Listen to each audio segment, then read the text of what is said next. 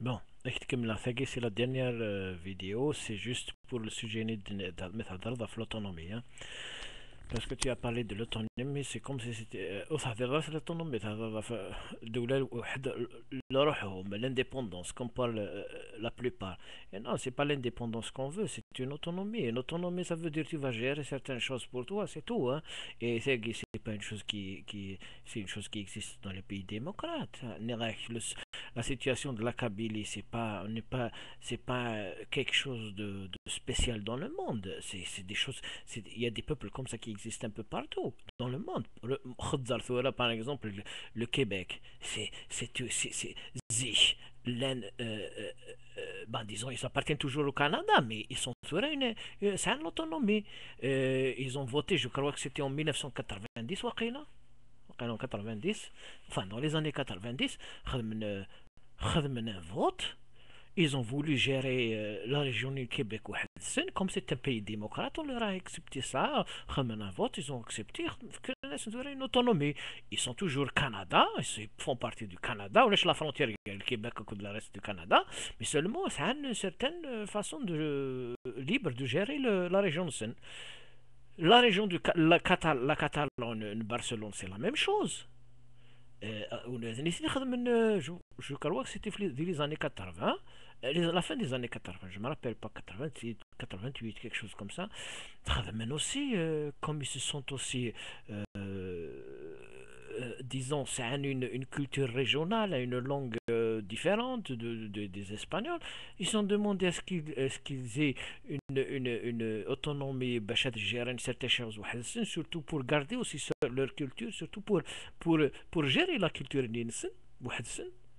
Et après, comme c'est un pays démocrate, il n'y avait pas de problème. C'est un vote. Berlin sera la région de Catalogne, l'Espagne, c'est une autonomie. Est-ce que c'est ce qu'on veut ou là, nous connaît Nar, ce qui un petit peu ce qui me gêne un petit peu, j'ai du mal à te l'expliquer en tant que Kabyle. J'aurais plus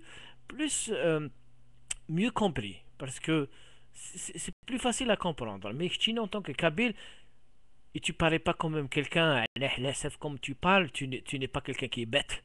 Je sais que je respecte quand même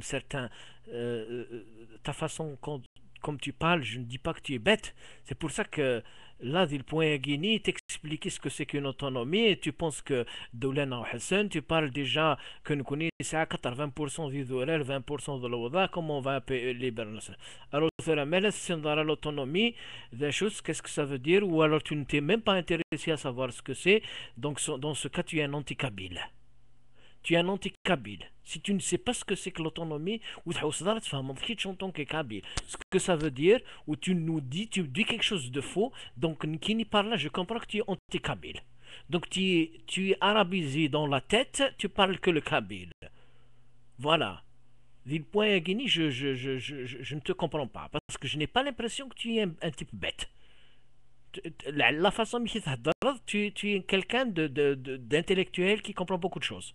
Alors maintenant, si tu me dis, alors je te donne les exemples du Québec de la Catalogne en Espagne, normalement, il Bon, après que les Kabyles ont voulu cette autonomie, tout de suite, le RIF au Maroc a fait la même chose. Ils ont aussi une partie qui veut l'autonomie. D'après les RIF, hein, c'est les Chaouis. Même les Chaouis, ils veulent l'autonomie. Il y a le MAC Chaoui avec C, pas avec K. M-A-C. Mouvement d'autonomie Chaoui. Il existe depuis, je ne sais pas, depuis l'année passée. Si tu n'es pas au courant.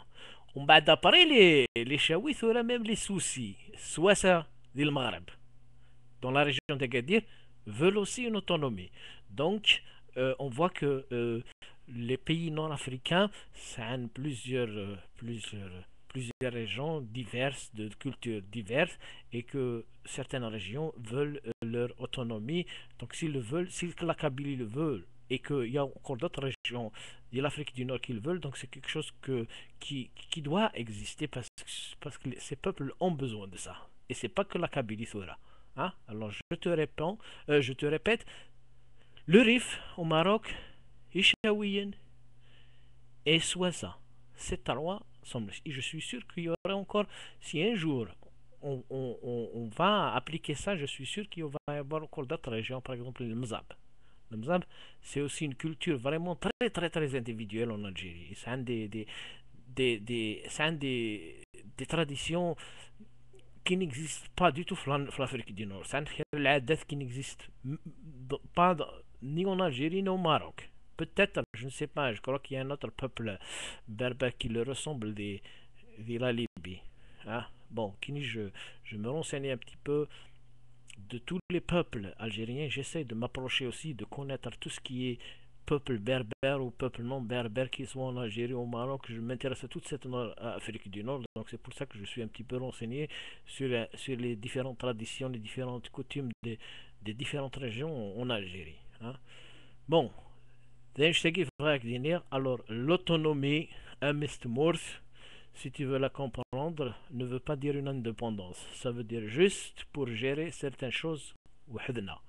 Le reste, la Kabylie reste Algérie. Voilà.